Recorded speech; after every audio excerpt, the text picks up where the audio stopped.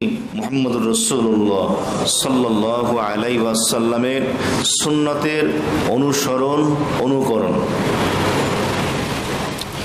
সহিহ বুখারীর হাদিস, হযরত আবু হুরায়রা রাদিয়াল্লাহু তাআলা আনহু বর্ণনা করেন, হযরত নবী করিম সাল্লাল্লাহু আলাইহি ওয়াসাল্লাম ইরশাদ ফরমান, কুল্লু উম্মতি ইয়াদখুলুনাল জান্নাহ ইল্লা মান আবা।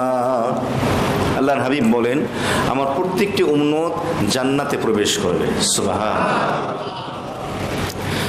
ইল্লা মান আবা, তবে যে আবা সে জান্নাতে যেতে পারবে না। ক্বালু ইয়া রাসূলুল্লাহ ওয়া মান আবা। সাহাবায়ে কেরাম নবীজির পবিত্র জবান মুবারক এই কথা শোনার পরে জিজ্ঞেস করলেন, হে আল্লাহর রাসূল, আবা কারা? আপনি বললেন আপনার সকল উম্মত জান্নাতে প্রবেশ করবে, একমাত্র আবা ব্যতীত। আবা কারা? فقال رسول الله صلى الله عليه وسلم, আল্লাহর হাবিব বললেন, মান আতাআনি দাখালাল জান্নাহ। নবীজি বললেন, যে ব্যক্তি আমার অনুসরণ করবে, আমার সুন্নতের ইত্তেবা করবে, ওই ব্যক্তি জান্নাতে প্রবেশ করবে। সুবহানাল্লাহ। ওমান আসানি ফাকাদ আবা। আর যেই ব্যক্তি আমার অনুসরণ করবে না, আমার সুন্নতের ইত্তেবা করবে না, ওই ব্যক্তি হলো আবা।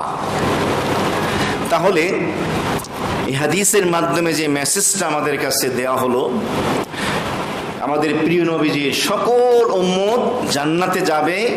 তারা হলো ওই উম্মত যারা তাদের এই হায়াতের জিন্দেগিতে নবীজির সুন্নতের অনুসরণ অনুকরণ করবে। আর যারা নবীজির সুন্নতের অনুসরণ অনুকরণ করবে না, তারা হলো আবা, আর তারা জান্নাতে যেতে পারবে না। শুরুতেই এই হাদিসের আলোকে একটু নিজেকে মিলিয়ে নেই। আমার 3.5 হাত দেহের ভিতরে মাথা থেকে নিয়ে পা পর্যন্ত, মাথার চুল থেকে নিয়ে পায়ের নখ পর্যন্ত নবীজির সুন্নতের ইত্তেবা অনুসরণ অনুকরণ আছে কিনা?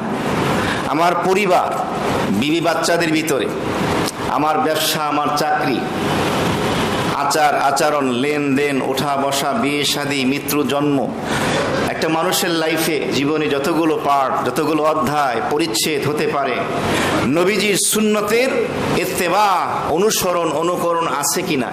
যদি থাকে, তাহলে আল্লাহর হাবিবের এই হাদিসের ভাষ্য অনুযায়ী, এই সহিহ বুখারীর হাদিসের বর্ণনা অনুযায়ী তিনি জান্নাতি। আর যদি অনুসরণ না থাকে, তাহলে তাকে মৃত্যুর আগে নবীজির সুন্নতের অনুসরণ করতে হবে। আল্লাহ তাআলা আমাদের তৌফিক দান করেন, আমিন। সাহাবায়ে কেরাম নবীজির সুন্নতের অনুসরণ কেমন করতেন, কিভাবে করতেন? নবীজির সুন্নতের অনুসরণ এমন ভাবে করতেন যে নবীজির জন্য যেই গুণাবলী বৈশিষ্ট্য উম্মাহ ব্যক্ত করত, হুবহু সাহাবায়ে কেরামের জন্য তেমনই ব্যক্ত হতো। এর চমৎকার এক দৃষ্টান্ত সংক্ষেপে বলছি। নবী করিম সাল্লাল্লাহু আলাইহি ওয়াসাল্লামের উপরে যখন ওহী নাজিল হয়, সর্বপ্রথম জিবরাইল আমিন যখন নবীজির নিকটে ওহী নিয়ে আসেন, নবীজি ভয় পেয়ে বাড়িতে চলে আসেন, শরীর কাঁপতে থাকে। নবীজি স্ত্রী হযরত খাদিজাতুল কুবরা রাদিয়াল্লাহু তাআলা আনহা চাদর দিয়ে তাকে জড়িয়ে ধরেন। এরপরে এক পর্যায়ে তিনি নবীজিকে সান্ত্বনা দেন। কি কথা বলে? তিনি বলেন, ওয়াল্লাহি লা ইউখজিকাল্লাহু আবাদান। আল্লাহর কসম, আল্লাহর শপথ, আল্লাহ রাব্বুল আলামিন আপনার মতো মানুষকে বেইজ্জতি করবেন না, অসম্মানী করবেন না। সুবহানাল্লাহ। খাদিজাতুল কুবরা রাদিয়াল্লাহু তাআলা আনহা নবীজিকে সান্ত্বনা দিচ্ছেন, আল্লাহর কসম যে আল্লাহ তাআলা আপনাকে কখনো অসম্মানী করবেন না। এরপরে নবীজির গুণাবলীগুলো বলতে থাকেন। কেন? কারণ আপনি তো হলেন এমন একজন মানুষ যিনি আত্মীয়তার সম্পর্ক বজায় রাখেন, যিনি গরিব, ফকির, মিসকিন, অসহায় মানুষের জন্য আশ্রয়স্থল, তাদেরকে আপনি সাহায্য করেন, আপনি বিধবা নারীদের খোঁজ খবর রাখেন, আপনি এতিমদের জন্য সুন্দর বন্ধ ব্যবস্থা করেন, এই ভালো ভালো গুণাবলীর কথা খাদিজাতুল কুবরা রাদিয়াল্লাহু তাআলা আনহা বলেন।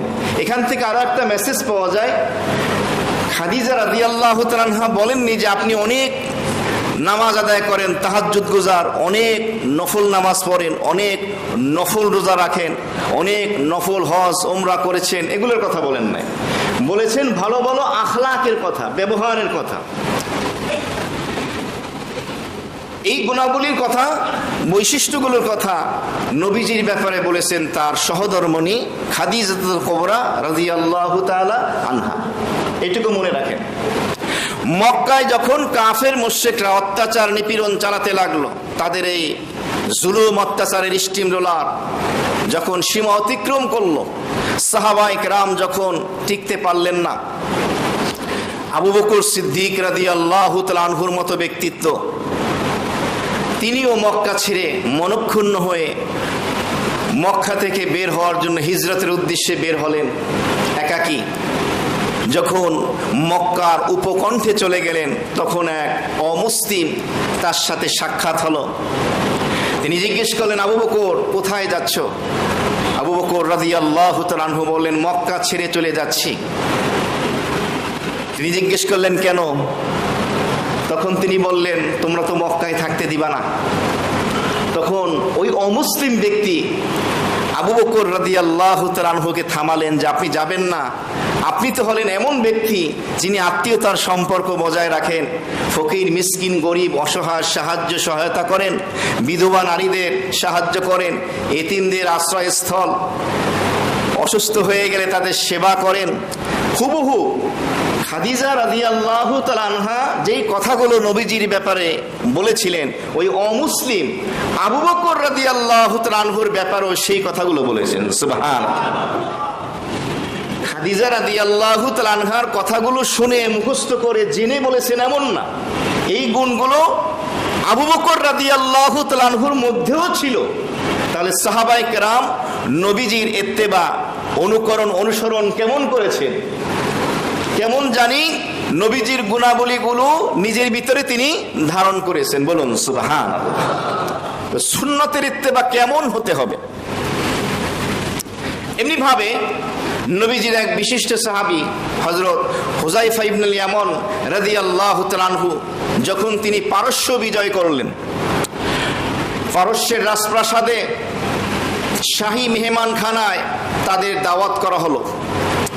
সেখানে তিনি তার সাথীদেরকে নিয়ে, মুজাহিদিনদেরকে নিয়ে বসলেন খাবার দস্তরখানায়। এমনিভাবে অমুসলিম যারা ছিল তারাও বসলো। হুযায়ফা রাদিয়াল্লাহু তাআলা আনহু খাবার খেতে গিয়ে খাবারের টুকরো পড়ে গেল। তিনি সেই খাবারের টুকরোটি উঠিয়ে পরিষ্কার করে খেতে চাইলেন। তার পাশে বসা ছিল আরেকজন সাথী, সে বলল, আপনি উঠিয়ে খাবেন না, এটা পারস্যের বাদশার মেহমানখানা, এখানে অনেক লোক আছে, এখানে অমুসলিমরা এটাকে অসম্মানের বিষয় মনে করে খাবার পড়ে গেলে উঠিয়ে খাওয়াকে। তখন হুযায়ফা ইবনুল ইয়ামান রাদিয়াল্লাহু তাআলা আনহু যে উত্তর দিয়েছিলেন স্বর্ণের কালি দিয়ে লিখে রাখার মতো। তিনি বলেছিলেন, আতরুকু সুন্নাতা হাবিবি মুহাম্মদ সাল্লাল্লাহু আলাইহি ওয়াসাল্লাম লিহাউলাইল হুমাকাই। এই সমস্ত আহমক, এই সমস্ত মূর্খ, এই সমস্ত বোকাদের কারণে আমার প্রিয় হাবিব মুহাম্মদুর রাসূলুল্লাহ সাল্লাল্লাহু আলাইহি ওয়াসাল্লামের একটা সুন্নাত কি আমি ছেড়ে দেব? এদের কারণে আমার হাবিবের একটা সুন্নাতকে আমি ত্যাগ করব? এটা কোশ্চিন কালেও হতে পারে না। তিনি উঠিয়ে পরিষ্কার করে খেলেন। তাহলে খাবার পড়ে গেলে পরিষ্কার করে খাওয়া আমাদের হাবিব মুহাম্মদ সাল্লাল্লাহু আলাইহি সাল্লামের কি সুন্নাত। কিভাবে তারা সুন্নাতের অনুকরণ করেছেন? ইমামে আজম আবু হানিফা রাহমাতুল্লাহ আলাইহির বিশেষ একটি টিম ছিল বড় বড় উলামায়ে কেরামের, যাদের ভিতরে 40 জন উল্লেখযোগ্য বড় বড় আলেমে দ্বীন ছিলেন। দাউদ তাই তাকওয়ার পাহাড় রাহমাতুল্লাহ আলাইহি। এমনি ভাবে ইমাম জুহরি রহমাতুল্লাহ আলাই, ইমাম ইয়াহইয়া রহমাতুল্লাহ আলাই, ইসমাইল রহমাতুল্লাহ আলাই, বড় বড় ইমাম মুহাম্মদ রহমাতুল্লাহ আলাই, ইমাম আবু ইউসুফ রহমাতুল্লাহ আলাই বড় বড় আলেম দিন ছিলেন। তাদের ভিতরে একজন ছিলেন ইমাম আব্দুল্লাহ ইবনে মুবারক রহমাতুল্লাহ আলাই, জগৎ বিখ্যাত আলেম দিন আব্দুল্লাহ ইবনে মুবারক রহমাতুল্লাহ আলাই। আব্দুল্লাহ ইবনে মুবারক রহমাতুল্লাহ আলাই, যার নিকটে একই টাইমে একই মজলিসে 40,000 স্টুডেন্ট ছাত্র হাদিস গ্রহণ করতেন। সুবহানাল্লাহ। ক্লাস নিতেন, ছাত্র সংখ্যা কত? এতটা আল্লাহ তাআলা তাকে কবুল করেছিলেন। এবং তার জীবনটা কেমন ছিল? কারণ আরো তো অনেক বড় বড় আলেমে দ্বীন অতিবাহিত হয়েছেন। আব্দুল্লাহ ইবনে মুবারক রহমাতুল্লাহ আলাইহির কথা ইতিহাসে এত কেন যে এমন মুহাদ্দিস পৃথিবীতে আবার জন্ম নেবে কিনা সন্দেহ আছে। তার এক সাথী হযরত ইয়াহইয়া রহমাতুল্লাহ আলাইহি, তিনি বলেন, আমি আব্দুল্লাহ ইবনে মুবারক রহমাতুল্লাহ আলাইহির জীবনের আমল কি এটা আমি দেখার জন্য তার পিছনে তার সাথে 3 বছর কাটিয়েছি। কয় বছর? শুনেন, 3 বছর কাটানোর পরে আমি এই সিদ্ধান্তে উপনীত হয়েছি, আব্দুল্লাহ ইবনে মুবারক রহমাতুল্লাহ আলাইহি তো সাহাবী না, তাবিও না। তিনি বলেন, আব্দুল্লাহ ইবনে মুবারক রহমাতুল্লাহ আলাইহি আর নবীজির সাহাবীদের ভিতরে আমলের মধ্যে কোনো পার্থক্য আমি খুঁজে পাই নাই। একটা খালি পার্থক্য পেয়েছি, সেটা হলো সাহাবায়ে কেরাম নবীজিকে দেখেছেন, আব্দুল্লাহ ইবনে মুবারক রহমাতুল্লাহ আলাইহি নবীকে দেখেন নাই। সুবহানাল্লাহ, বুঝেন নাই? তারা নবীজিকে দেখার কারণে সাহাবী, আর তিনি অনেক পরে আসছেন, কিন্তু তিনি শুধু দেখেন না, এতটুকু পার্থক্য। বাকি সাহাবায়ে কেরামের আমল, গুণাবলী, বৈশিষ্ট্যের ভিতরে তার সাথে কোনো কি নাই, পার্থক্য নাই। কেমন জীবন যাপন তারা করেছেন। অনেকে বলেন যেভাবে সাহাবায়ে কেরামের যুগে আমরা আসলে আমরাও আমল করতাম, তো সাহাবায়ে কেরামের পরেও তো অনেক বুজুর্গানে দ্বীন আউলিয়ায়ে কেরাম এসেছেন, তারাও তো জীবন কাটিয়ে দেখিয়েছেন। এমনি ভাবে হযরত কাসিম নানুতুবি রহমাতুল্লাহ আলাইহি দারুল উলুম দেওবন্দের প্রতিষ্ঠাতা প্রিন্সিপাল, একবার তার নামে ব্রিটিশরা এভাবে ওয়ারেন্ট জারি করলো, তাকে বন্দী করা হবে। তো তিনি দারুল উলুম দেওবন্দ ভারতে সেই মাদ্রাসার সামনে তিনি দাঁড়িয়ে আছেন মাঠে। হঠাৎ সিপাহী পুলিশ আসলো তাকে বন্দী করার জন্য। তিনি দেখতে ছোটখাটো মানুষ ছিলেন, আর তখনকার সময় এরকম মিডিয়া ছিল না, যার কারণে সবাই সবাইকে চিনত না। তো পুলিশ এসে তাকেই জিজ্ঞেস করতেছে যে কাসিম নানুতুবিতে কি তুমি চিনো, তাকে দেখছো? তো তিনি কথা বলতে বলতে এক পর্যায়ে জায়গা থেকে একটু সরে গেলেন। সরে গিয়ে বললেন যে এই তো কিছুক্ষণ আগে তো এখানেই ছিল। বুঝতেছেন আপনারা কত বড় আলেমে দ্বীন তারা ছিলেন, হিকমা অবলম্বন করতেন, এটা মিথ্যা না। তিনি কথার এক প্রসঙ্গে একটু সরে গিয়ে পুলিশদেরকে বললেন যে একটু আগে তো এখানেই ছিল, তার মানে আমি তো। ওই পুলিশ মনে করছে একটু আগে যেহেতু এখানে ছিল তাহলে আশেপাশেই আছে, চলো খুঁজতে চলো। যখন গেল তিনি চলে গেলেন সেখান থেকে আত্মগোপনে। এখন সময় বলতে লাগলো, কাসিম নানুতুবি রহমাতুল্লাহ আলাইহি মনে হয় বাকি জীবন আত্মগোপনেই কাটিয়ে দেবেন। 3 দিন পরে 4th দিন দারুল উলুম দেওবন্দ মাদ্রাসার যে মসজিদ, সেখানে তিনি ফরজ সালাত আদায়ের জন্য, জামাতে আদায়ের জন্য মসজিদে হাজির। তখন একজন আলেম গিয়ে বললেন, হযরত আপনার নামে ওয়ারেন্ট জারি হয়ে গেছে ব্রিটিশদের পক্ষ থেকে, আপনি মসজিদে জামাতে নামাজ পড়তে আসছেন, এই অবস্থায় তো জামাত রহিত হয়ে যায়, একাকিও পড়া যায় বিপদ থাকলে, আপনি কেন আসছেন? তখন তিনি কি উত্তর দিয়েছিলেন শোনেন, যেটা আমাদের উদ্দেশ্য। কাসিম নানুতুবি রহমাতুল্লাহ আলাইহি বলেছিলেন, দেখো আমি আল্লাহর হাবিবের সিরত গবেষণা স্টাডি করেছি, আমি গবেষণা করে দেখেছি আল্লাহর নবী মাত্র গারে সাউরে 3 দিন অবস্থান করছেন, এর বেশি আমি আর পাইনি। এই জন্য নবীজির সুন্নতের উপরে আমল করার জন্য আমিও 3 দিন অবস্থান করেছি। এখন আমি বের হয়ে আসছি, আমাকে যদি ধরে নিয়ে যাও, ফাঁসির মঞ্চেও যদি নিয়ে যায়, আমি কোনো পরোয়া করি না। সুবহানাল্লাহ, সুন্নতের অনুসরণ কি, কলিজাটা কত বড় ছিল। এমনি ভাবে কাসিম নাদভী রহমাতুল্লাহ আলাই দারুল উলুম দেওবন্দ মাদ্রাসার যে দারুল হাদিস ছিল, যেটাকে দাওরায়ে হাদিস বলে, সর্বোচ্চ ক্লাস মাস্টার্স কামেল, যেখানে সহিহ বুখারী মুসলিম হাদিসের কিতাবগুলো পড়ানো হয়, সেই মাদ্রাসার সামনেই ছোট্ট একটি বাগিচা ছিল। তো তিনি সেখানের যে মালি ছিল দায়িত্বে, তাকে বলল তুমি গোলাপ ফুলের চারা এখানে লাগালো।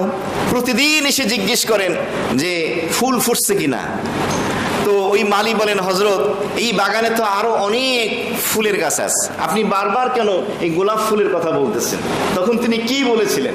তিনি বলেছিলেন, এর কারণ হলো আমি কিতাব গবেষণা করে দেখেছি, আমার মাহবুব মুহাম্মদুর রাসূলুল্লাহ সাল্লাল্লাহু আলাইহি ওয়াসাল্লামের দেহ মোবারক থেকে, ঘাম মোবারক থেকে যে ঘ্রাণটা আসতো, গোলাপ ফুলের সুগন্ধির সাথে বেশি ম্যাচ করতো। সুবহানাল্লাহ, বুঝতেছেন যে গোলাপ ফুলের যে ঘ্রাণ, এই ঘ্রাণের সাথে আমাদের নবীজির দেহের ঘামের ঘ্রাণটা কিছুটা ম্যাচ করতো। এই জন্য আমি বারবার গোলাপ ফুলের খবর নিই।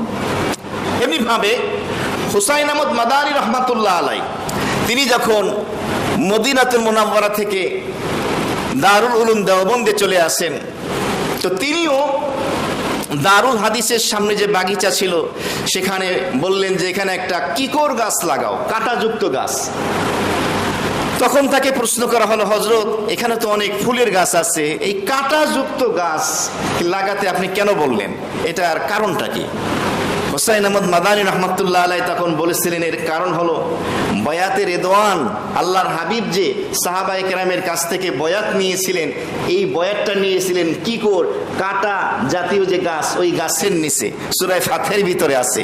আমি লাগাতে বলেছি এই জন্য, যখনই আমি এখান থেকে যাব ওই কাঁটাযুক্ত কিকর গাছের দিকে আমার দৃষ্টি পড়বে, আমার প্রিয় হাবিবের বয়াতে রিদওয়ানের কথা আমার স্মরণ হয়ে যাবে। সুবহানাল্লাহ। তাদের সুন্নতের মোহাব্বত গুলো কোন পর্যায়ে দেখেন, কি ছিল, কেমন পর্যায়ে ছিল, এতটা।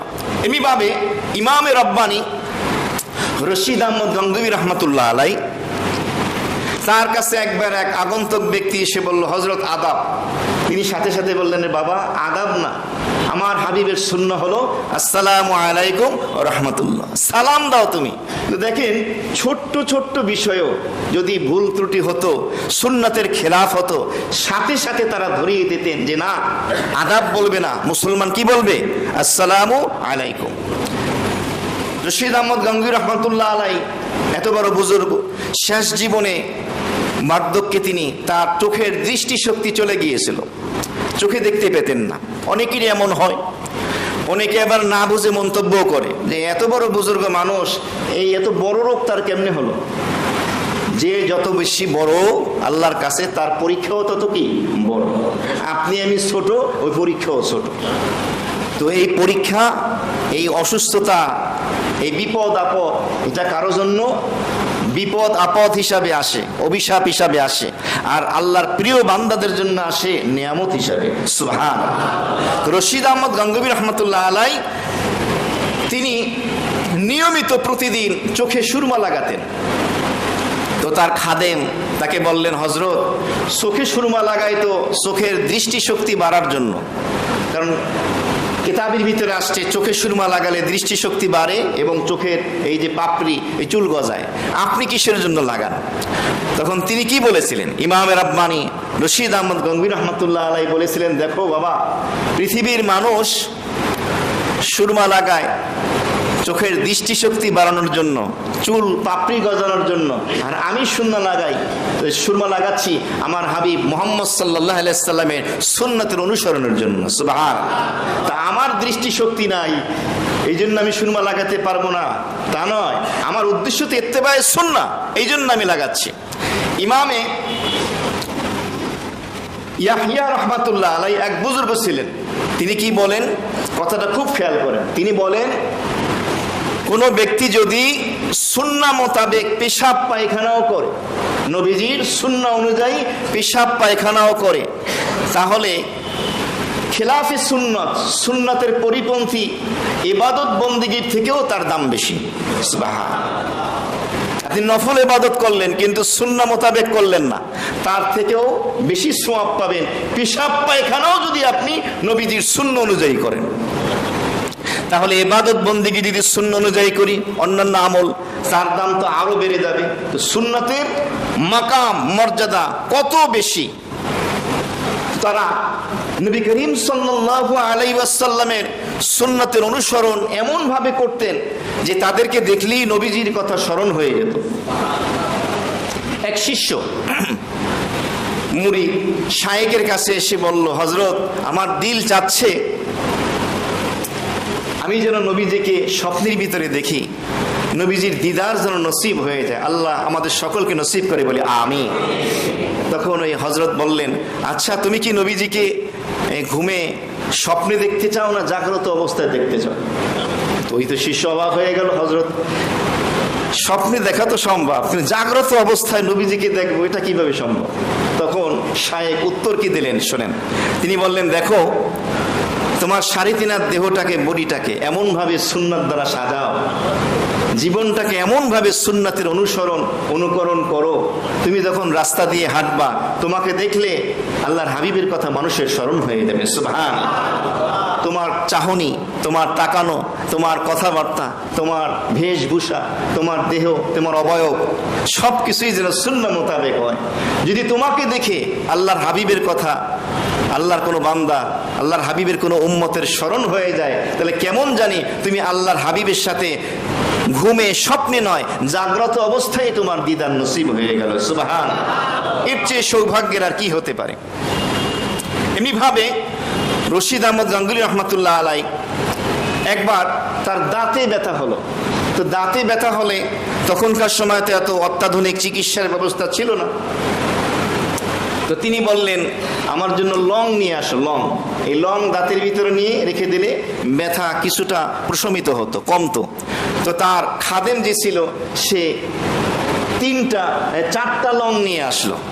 4টা লং দেখে তিনি বললেন, তুমি তো সুফি হয়ে বেড়াও, ঘোরাফেরা করো, দেখতে সুফির মতো, কিন্তু আমল তো সুফির মতো না। মানে দেখতে তো বুজুর্গের মতো, কিন্তু আমল তো বুজুর্গের মতো না। তখন খাদেম বলেন, হযরত কি ভুল হয়েছে? তখন হযরত বললেন যে আল্লাহু উইতরুন, আল্লাহ হলেন বিজোড়, এক, অদ্বিতীয়। তিনি বিজোড়কে পছন্দ করেন, ওই হিব্বুল ইতরা, বিজোড়কে পছন্দ করেন। তোমাকে আমি লং আনতে বলেছি, তুমি হয়তো 3টা আনতা অথবা 5টা আনতা, তুমি 4টা কেন আনলা? সুবহানাল্লাহ। চিন্তা করছেন? লং আনতে বলেছি তো বিজোড় সংখ্যায় আনতা, 3টা আনতা অথবা 5টা, 4টা কেন আনলা? তো তারা সূক্ষ্ম ছোট ছোট বিষয়ের ক্ষেত্রেও তারা এতটা খেয়াল রাখতেন যে সুন্নতের অনুকরণ তারা এভাবে করতেন। আজকে আমাদের অবস্থা কেমন? সুন্নতের কদর, মূল্যায়ন আমাদের কাছে কতটুকু? অনেক কম। বাস্তবতার আলোকে আমাদের ঘরের ভিতরে অনেক কম দামি, বেশি দামি বিভিন্ন রকমের আসবাবপত্র থাকে। তো আমাদের কোমলমতি সন্তানেরা যখন সেই জিনিসটা ধরতে যায়, যেমন একটা বাল্ব পড়ে আছে মনে করেন, ভালো বাল্ব, সেটাও যদি ধরে তখন বাবা মা তাকে সাবধান করে, এটা ধরছো কেন, নষ্ট হয়ে যাবে। ভেঙে ফেললে রাগারাগি করে, কেন ধরলি, কেন ভাঙলি, কেন তুই নষ্ট করলি। অথচ এই সন্তানই প্রতিনিয়ত সকাল দুপুর রাতে নবীজির সুন্নাতকে জবাই করছে, নবীজির সুন্নাতকে ত্যাগ করছে, পরিত্যাগ করছে। বাবা মা অভিভাবকের ভিতরে কোনো এহসাস, কোনো অনুভূতি নাই, কোনো রকমের পরিবর্তন নেই, অনুশোচনা নেই। সামান্য একটা অল্প টাকার জিনিস নষ্ট হয়ে গেলে যতটা আমরা অনুশোচনায় ভোগী, রাগারাগি করি, একটা সুন্নতকে ত্যাগ করলে আমাদের ভিতরে সেই অনুশোচনা আসে না। তার মানে কি? সুন্নতের কদর, মূল্যায়ন কতটুকু? এর থেকেও ভয়ানক, যখন আমাদের কারো পরিবারে কারো ছেলের বা মেয়ের বিয়ের অনুষ্ঠান হয়, তো বিয়ের অনুষ্ঠানের কথাবার্তা পাকাপাকি হয়ে গেছে, অমুক তারিখে হবে। তখন আমরা পরিবারের সদস্যরা বসে আমরা কি করি, যে দেখো আত্মীয় স্বজন যে যেখানে আছে দেশ বিদেশে সবাইকে তো দাওয়াত দিতে হবে। এমনকি আলোচনার এক পর্যায়ে আমরা বলি, দেখো আমাদের কোনো আত্মীয় কি আমাদের সাথে অসন্তুষ্ট কিনা, নারাজ কিনা, কথাবার্তা বন্ধ কিনা, তার কাছেও কিন্তু যেতে হবে। কারণ ছেলের বিয়ে, মেয়ের বিয়ে, সবাইকেই বিয়ে প্রেজেন্ট রাখতে হবে, বিয়ের সময় মনোমালিন্য ভুলে যেতে হবে। এমনকি গাড়ির ড্রাইভারও যদি অসন্তুষ্ট হয় কোনো কারণে, তাকেও বলে এই অমুক দিন কিন্তু বিয়ে, তুই থাকবি কিন্তু। এমনকি ঘরের যে কাজের লোককেও সন্তুষ্ট করা হয় যদি সে নারাজ থাকে। এত কিছুর আয়োজন হয়, বিয়ের আয়োজন চলতে থাকে। যেদিন বিয়ে হবে, মূল বিয়ে, সেই দিনই নবীজির সুন্নতের উপরে জবাই, সেই দিনই নবীজির সুন্নত ঘর থেকে উধাও। যে বিয়েটা সুন্নত তরিকা কিভাবে হবে এই খবর নাই। তার মানে কি, একজন ড্রাইভারের, একজন কাজের লোকের যতটুকু মূল্যায়ন তোমার কাছে, নবীজির সুন্নতেরই মূল্যায়ন নেই? কি অবস্থাটা হবে?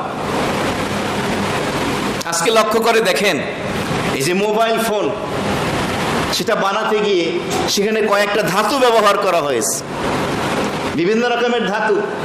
মনে করেন লোহা বা এই জাতীয় অন্য কোনো বিভিন্ন ধাতু, প্লাটিনাম, বিভিন্ন রকমের ধাতু ব্যবহার করা হয়েছে, গ্লাস ব্যবহার করা হয়েছে। এরপরে মোবাইলের রূপ দেওয়া হয়েছে এবং সেটাকে এমন পর্যায়ে নিয়ে যাওয়া হয়েছে, অমুসলিমরাই নিয়েছে, যে এখন আপনি যদি বাইতুল্লাহর কাছেও যান, দেখবেন যে সেখানেও বাইতুল্লাহর দরজার সামনে যে দোয়া করতেছে, তার পকেটের ভিতরে মোবাইল ফোনের রিংটং বাজতেছে।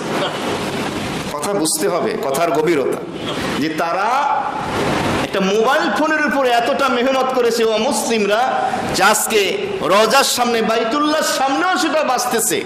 তার মানে তারা লোহাকে সোনা বানিয়ে দিয়েছেন, ডায়মন্ড বানিয়ে দিয়েছেন। আর আল্লাহর হাবিব তার সুন্নত আমাদেরকে, তার উম্মকে দিয়েছেন। তার মানে তিনি আমাদের সামনে, আমাদের হাতে স্বর্ণ দিয়েছেন, কিন্তু সেই স্বর্ণকে আমরা স্বর্ণ ডায়মন্ড বলে ধরে রাখতে পারি না। এটার কদর আমরা অতটা করতে পারি না। এটার হাইলাইটস, প্রচার প্রসার, অনুসরণ, অনুকরণ, এটার মহব্বত, এটার পিছনে নিজের শ্রম দেওয়া, মেধা দেওয়া, টাকা পয়সা ব্যয় করা, ব্যাপকভাবে সুন্নাতের অনুসরণ হবে, ইত্তেবা হবে, এর পিছনে উম্মাহ তেমন মেহনত করতে পারে না, যার কারণে আমরা সেটা পৌঁছাতে পারি। এই জন্য অনেক অমুসলিম এমন আছে যারা জীবনে অনেক দুনিয়ার দৃষ্টিকোণ থেকে অনেক দামি দামি কাজ করেছে। তারা যখন কালেমা পড়ে মুসলমান হয়েছে, তখন তাদের কাছে নবীজির সুন্নতের দাম কত ছিল? তারা বলে, আমার সারা জীবনের মেহনত, পরিশ্রম, আমার আবিষ্কার, আমার গবেষণার মাধ্যমে আমি যা কিছু অর্জন করেছি, আমার প্রিয় হাবিব মুহাম্মদ সাল্লাল্লাহু আলাইহি সাল্লামের একটা সুন্নতের বরাবর হবে না। সুবহান। আমরা এটা বুঝিই না। কিভাবে বুঝবো? কারণ আমাদের তো ওই ব্যথাই অন্তরে নেই যে আল্লাহর হাবিবের সুন্নতের কতটা ব্যথা হৃদয়ে ধারণ করতে হবে। এটা বুঝতে পারবো আয়াজের মাধ্যমে। সুলতান মাহমুদ গজনবী রহমতুল্লাহ আলাইহি, সুলতান মাহমুদ গজনবীর একজন খাদেম ছিল, যার নাম ছিল আয়াজ। তাকে তিনি অত্যন্ত মহব্বত করতেন, ভালোবাসতেন। তার রাজপ্রাসাদের মন্ত্রীবর্গ যারা ছিল, তারা অসন্তুষ্ট হতো এবং অসন্তুষ্ট ছিল। কেন? আমরা এত জ্ঞানী গুণী, সুশিক্ষিত, এত পদমর্যাদার অধিকারী, সুলতান মাহমুদ বাদশাহ আমাদের দিকে তাকাই না, আর তার খাদেম আয়াজ তাকে এতটা মহব্বত করে, তার প্রতি খেয়াল রাখে। এই বিষয়টি আবার সুলতান মাহমুদ তিনি নিজেও অনুভব করতেন, বুঝতে পারতেন। তো তিনি তার মন্ত্রীবর্গকে শিক্ষা দেওয়ার জন্য একদিন কি করলেন, তার কোষাগার, রাষ্ট্রীয় যে ধনভাণ্ডার ছিল, সেখান থেকে দামি ডায়মন্ড নিয়ে আসলেন, দামি মুক্ত নিয়ে আসলেন, মনে করেন 22 ক্যারেটের, খুব দামি। আনার পরে সকলের সামনে মন্ত্রী পরিষদকে বললেন যে দেখো, আমার ধনভাণ্ডারের সব থেকে দামি ডায়মন্ড, তো আমি হুকুম দিচ্ছি তোমরা এটাকে ভেঙে ফেলো। এক একজনের কাছে দেওয়া হলো। তো এক একজন মন্ত্রী পরিষদের দায়িত্বে যারা ছিলেন, তারা ওই মণিমুক্তার ওই ডায়মন্ডের প্রশংসা করতে লাগলেন। এ তো 22 ক্যারেটের ডায়মন্ড, এ তো অনেক দামি, দুর্লভ, দুষ্প্রাপ্য, সর্বত্র সব জায়গায় পাওয়া যায় না, না এটা ভাঙা বোকামি হবে। আর একজনের কাছে দেওয়া হলো, তিনি এমন প্রশংসা করলেন, ভাঙলেন না। সকলের পালা যখন শেষ, আয়াজের কাছে দেওয়া হলো।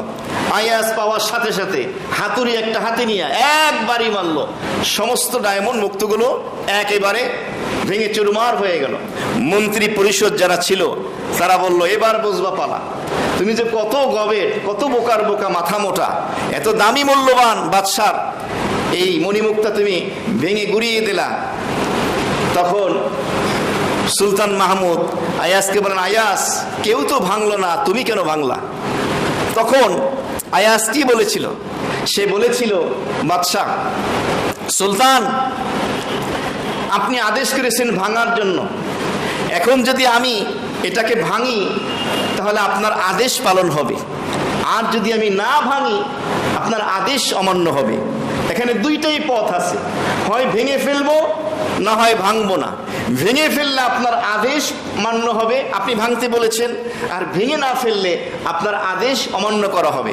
আপনি এত বড় সুলতান, এই ডায়মন্ডের আর কি দাম আপনার হুকুমের কাছে?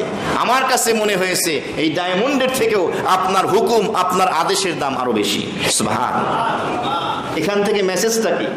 নবী করিম সাল্লাল্লাহু আলাইহি ওয়াসাল্লামের সুন্নাতের অনুসরণ অনুকরণ কেমন হবে, কতটা ইজ্জত এবং সম্মান হৃদয়ে ধারণ করে সেটাকে পালন করতে হবে।